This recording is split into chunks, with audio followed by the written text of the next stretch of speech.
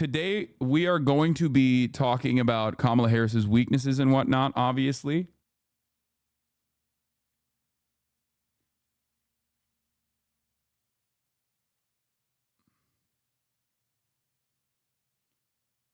Cool map of donations. ActBlue just sent out a heat map of where small dollar donations are coming from. Folks, we see you. We see you in November. Looking at you, PA, Florida, Ohio, Texas. And PAC money is going to come too, by the way. Another fun fact. This will be the first presidential election since 1976 to not have a Biden, Bush, or Clinton on the ticket. Seems great. Kamala Harris has reportedly declined to preside over the Senate for Benjamin Netanyahu's address to Congress this week. Now, the Republicans technically invited him. But having said that, this could be partisan, or this could be another indication of where she's going. I'm not saying I need to see more. I need to see a lot more from Kamala on the issue of Israel. Okay? But I think this is good. This is ultra instinct shit. Okay? Do we have a Themasius playlist, by the way? Or did I forget it? He just died. He nutted too hard and died. Oh, he does have a playlist. Okay, Themasius, thank you for the playlist. He's just been so stoked. He's been so coconut pilled. It's not Jover, it's commencing. The Kamala meme is so cringe. Stop it. Every meme about Kamala Harris is cringe. That's why I'm leaning into it.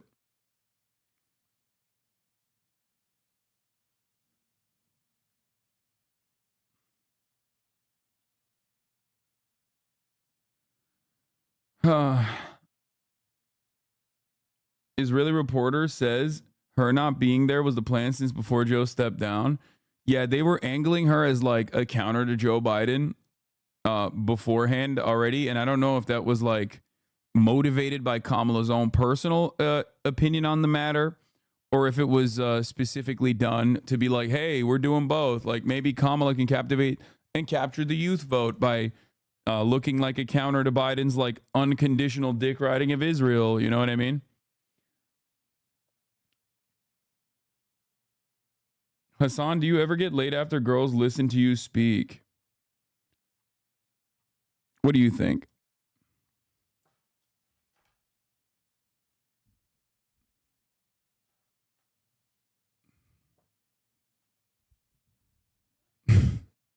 Thank you for the question.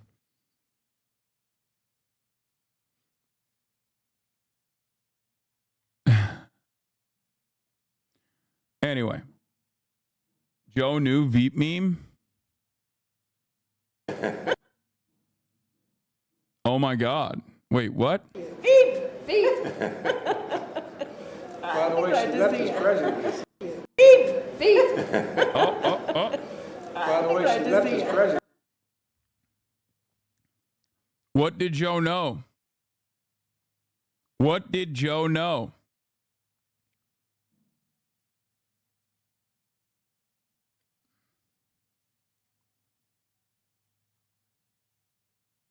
He said, by the way, she left as president. Also, that's kind of shocking. It's kind of shocking that Joe Biden knows the Veep memes. Like he watched Veep and retained that information. Man, it's making me feel like people aren't lying when they say sometimes he's just on it. You know what I mean? Hasan, here's the VP tier list. Click it now. I'm at work. Okay. Okay, thank you for the tier list, chatter. Veep is a phenomenal show by Armando Iannucci, one of my favorite like political satirists. It's great. It's really funny. I highly recommend his entire body of work. But Veep is great. Death of Stalin is another one. That's kind of funny, kind of cool. But yeah, let's get started. Biden is dropping out of the presidential race and endorsing Harris in a historic decision. What does this mean? What is going on?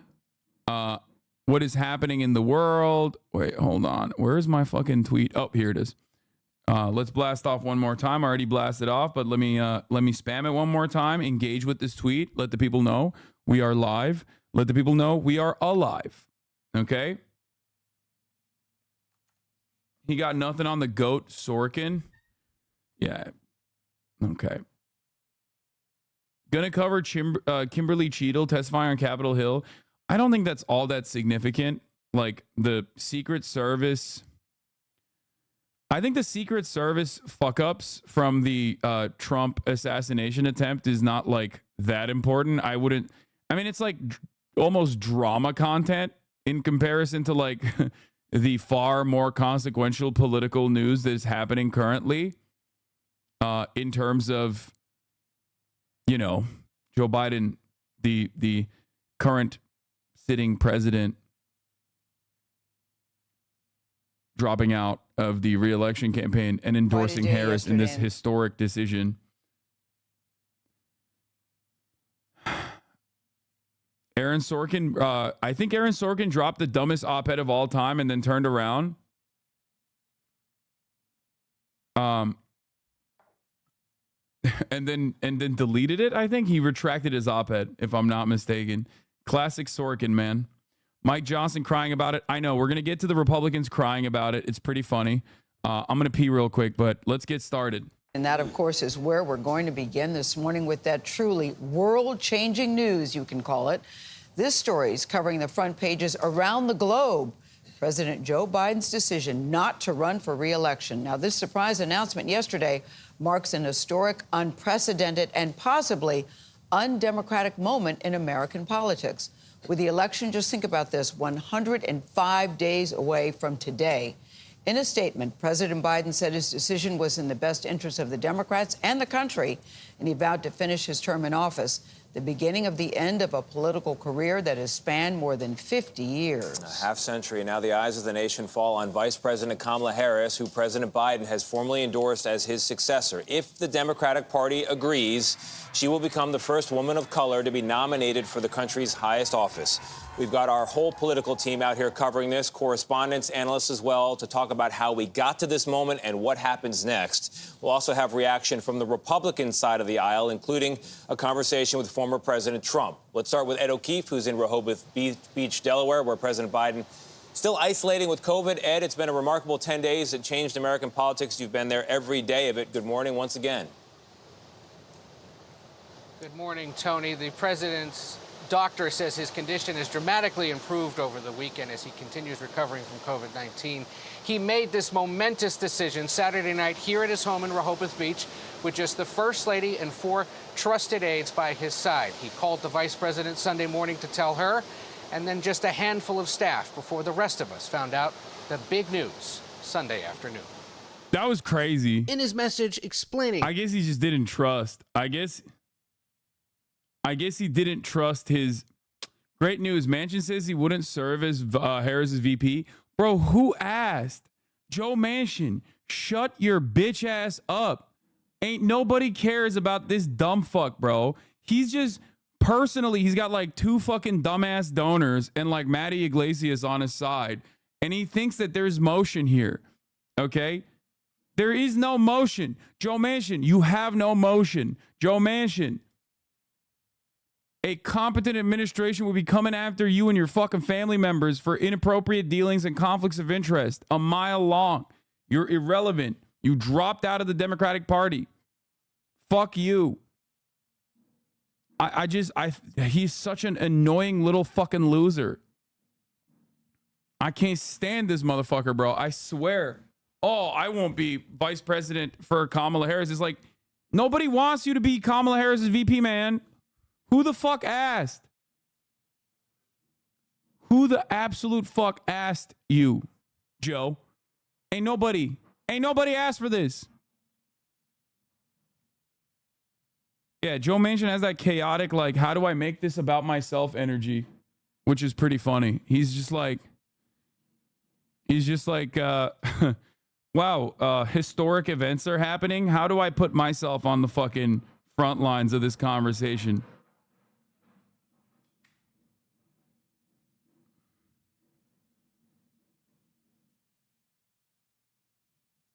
his decision, President Biden wrote, "It's in the best interest of my party and the country for me to stand down and focus solely on fulfilling my duties as president for the remainder of my term." Just minutes later, the president used social media again to endorse Vice President Harris, urging Democrats to come together and beat Donald Trump. With that, Harris officially entered the race, saying she's honored to have the president's endorsement and that she plans to earn and win this nomination.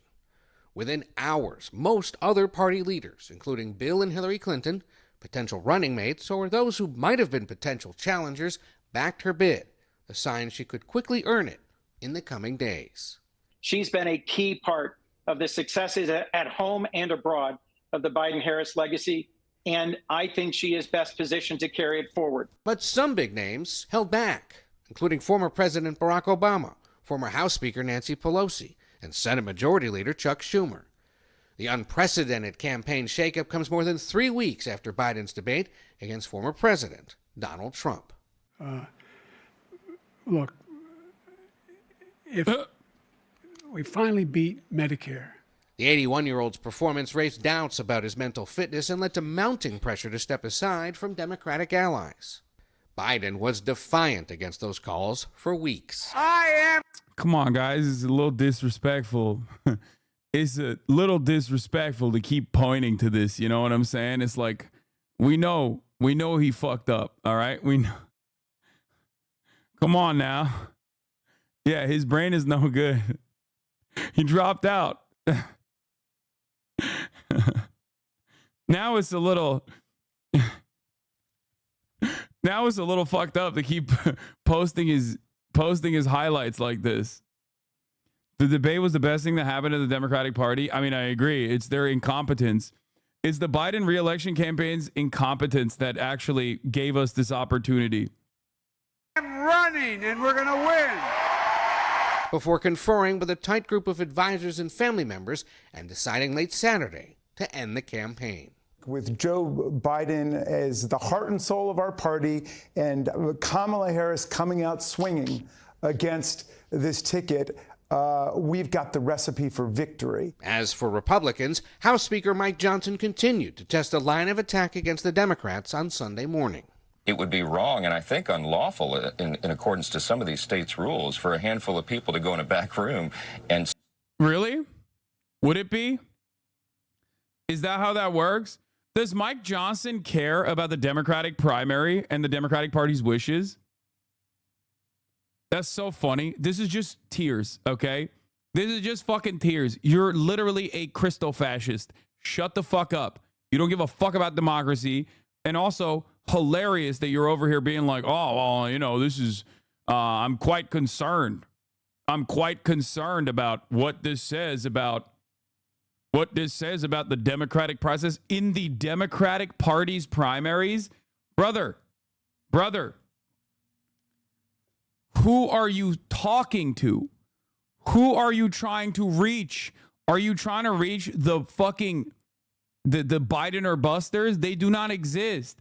People that went into the Democratic Party's primaries and voted for Joe Biden are the most deep blue loyalists you've ever seen. Not a single one of those votes will not be cast for whoever the fuck is on the ticket, okay? This is not like Bernie Sanders. Even with Bernie Sanders, there wasn't a significant percentage of Bernie voters who busted and refused to vote for Hillary Clinton, even though the media constantly framed it as such. But these guys are not even going to be that percentage, okay? I do not know a single, and I do not believe, by the way, even if there was like one guy on Twitter or something, I just don't believe, and you will never get me to believe, that there is a significant percentage of Biden or busters. There's a significant percentage of Biden or busters out there that are like, oh, Kamala Harris? Fuck no, I'm not voting. Okay? Wait, are you pro-Harris? Is she the best choice for you? No, of course she's not the best choice for me. But I wear multiple different hats. Sometimes I wear a Trump hat. Sometimes I wear a Democratic Party analyst hat. Sometimes I wear an elections analyst hat. Okay?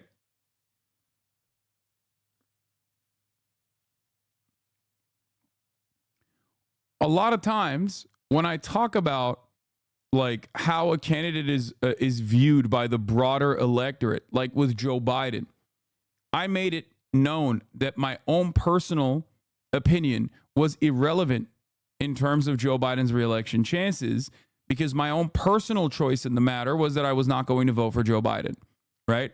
And I said it pretty publicly. It is something that I've never said before in any of the elections that I've covered since 2016.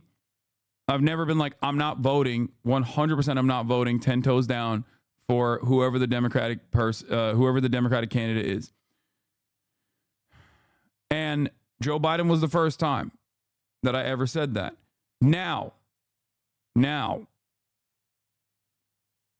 even then, when I talked about Joe Biden having to be swapped out, it wasn't just for my own personal hatred for Joe Biden's policies on Gaza. It also was a broader analysis on the way that like the public, the voting public, the voter eligible public viewed him. Do you see what I'm saying? Not a single issue voter. No, that's not the reason.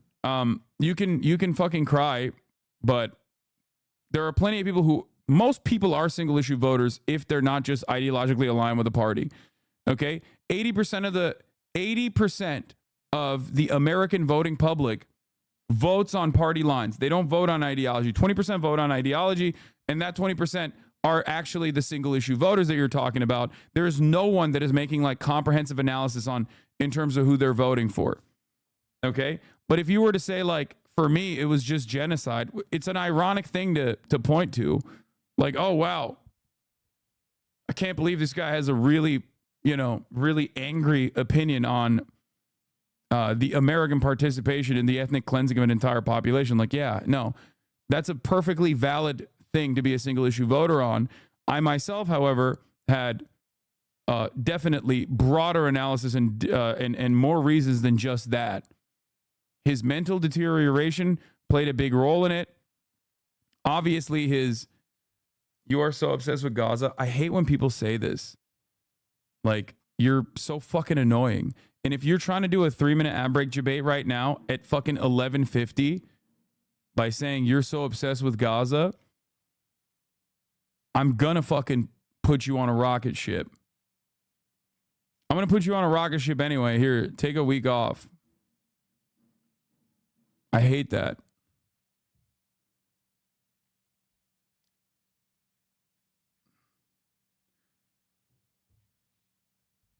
Anyway, let's keep talking about the issue at hand.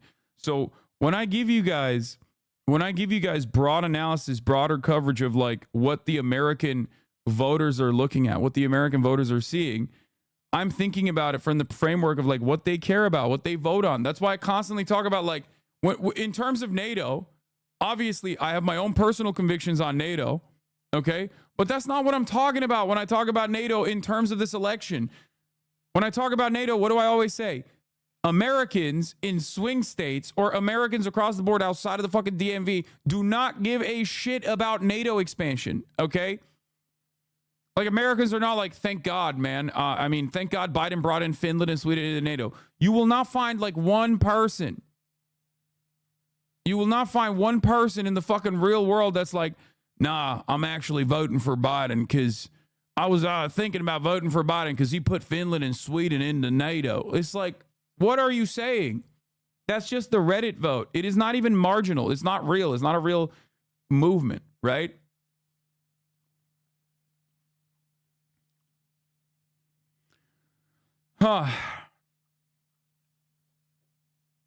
Anyway. So, in terms of my analysis, like, I separate my own personal opinions when I'm talking about elections. When I'm talking about elections such as this one especially, right? My own personal convictions, I will always tell you what they are, right? But when I'm talking about, like, what plays well, sometimes that is at odds with what I personally believe, right? When I talk about immigration, however, my own personal convictions actually do align with what my expectation is from the Democratic Party, because the Democratic Party leaning to the reactionary sentiment that is purely built on hysteria in terms of like migrant crime, that is actually a failing method. That is actually a losing narrative. Pretending to be concerned for Democrats who supported Biden is just disgusting. Yeah, that's really funny. I love that, though, because that narrative would work if there was like some ideological fissure between Joe Biden and the rest of the Democratic Party. But Joe Biden historically is a center-right Democrat. So there is no ideological division between Joe Biden and whoever the fuck is going to be at the top of that ticket. Do you understand what I mean? So obviously, this narrative doesn't work. It's a failed narrative. They should throw this aside immediately. Okay? I mean, I'm happy with them not casting it aside and continuing to like hammer this narrative and be like, the wishes of the Democratic primary voters are not being reflected. It's like, it's very stupid.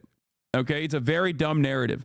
And today, we're going to be focusing on a lot of dumb narratives coming from the Republican Party that are currently flailing. They're flailing. They're desperate. They have no idea what to do. They haven't been able to figure out like a coherent way to attack Kamala Harris. And it's kind of shocking that they didn't even like think about how they would attack Kamala Harris if that moment came, especially considering the reality that, and I've repeated this over and over again, since 2019, it was obviously known that Kamala Harris, there's a pretty big likelihood, unlike any other vice president, that she might become the president, even in the first term or potentially during the re-election campaign, because of Joe Biden's age, right? So how did they not actually present a decent line of attack against her this entire time?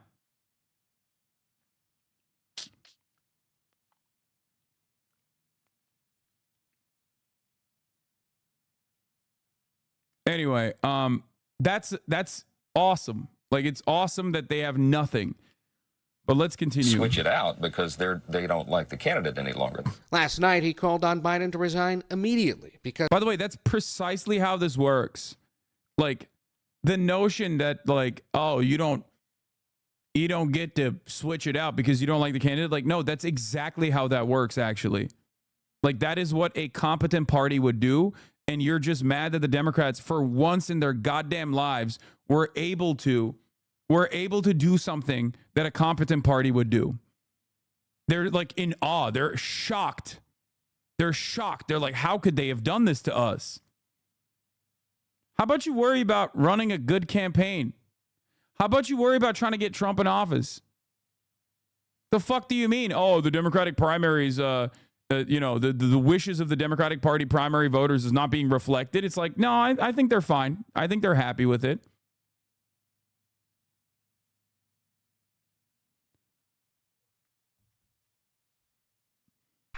What is this?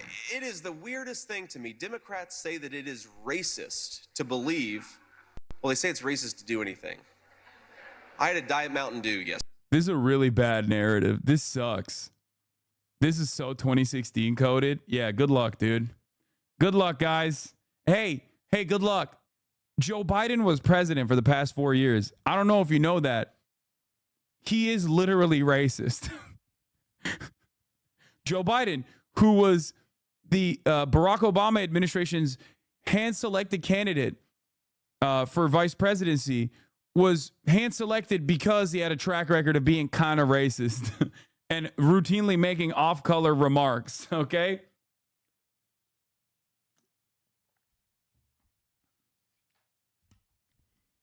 Good luck, though. Yesterday, and one today. I'm sure they're going to call that racist too, but... I'm going to tell you something, okay? If drinking Diet Mountain Dew is racist, I'm a Klans member, okay? Ain't nobody's out here saying drinking Diet Mountain Dew is racist. Like, the fuck do you mean? What a dumb fucking argument. Oh, you can't whip up this kind of narrative, dude. You can't do that. You can't fucking do that. It's good. I love you guys. Oh, no aura. No aura. Zero aura. Minus 1,000 aura points. This is worse than Kamala Harris. This reads worse than Kamala Harris. I'll say it. Fuck it. 100%. It's cringe. Some reports that they're regretting picking Vance. Oh, you think? I mean, yeah, duh. This is JD Vance's basket of deplorables moment. Mark my words. Dude, I'm invested in Bashar. I think Bashar al-Assad, the fucking lion of Kentucky, okay, he would be a phenomenal VP pick. That's my top pick, even more than Pritzker, even though I do like Pritzker. Because if Joe Biden isn't fit to run for president, he's not fit to serve as president. And Trump agreed, saying Biden wasn't fit to serve from the very beginning.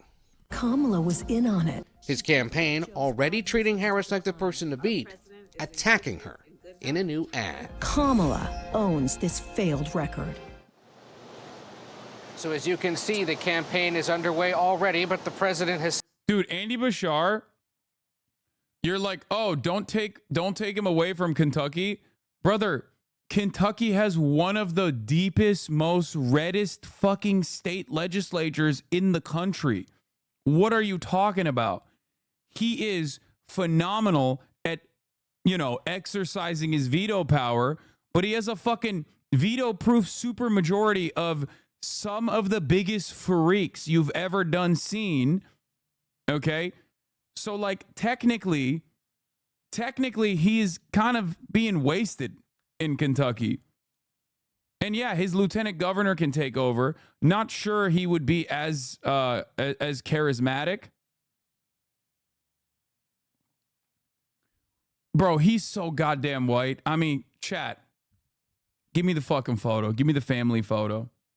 Send me the goddamn family photo, please. Bashar clip from this morning on Morning Joe. No, I don't want to just show you. I don't want to just show you something about, like, this person is young, he's vibrant, he's dynamic, and most importantly, he has my favorite quality in red state Democrats, which is that he fucking, well, not this. He has my favorite quality in red state Democrats, which is where he doesn't fucking back down when it comes to, like, shit that most Democrats would panic over. That story about trans people coming to the Capitol, the state Capitol, and him, like, taking photos with them, like the Satanist trans people or whatever. Like, his response to that was beautiful, okay? That energy is what is needed in the Democratic Party. Like, this is not a joke. Andy Bashar won twice in a very red state and campaigned on abortion rights while standing up for trans rights. He's perfect for this year and would be a great contrast to Trump and Vance. Okay? That is the Lion of Kentucky right there, folks. I'm telling you right now. Look at his fucking family, first of all. God damn, dude. They are so fucking white. It's like a flashbang. When you click on this photo, it's like it blinded half of my Zoomer audience.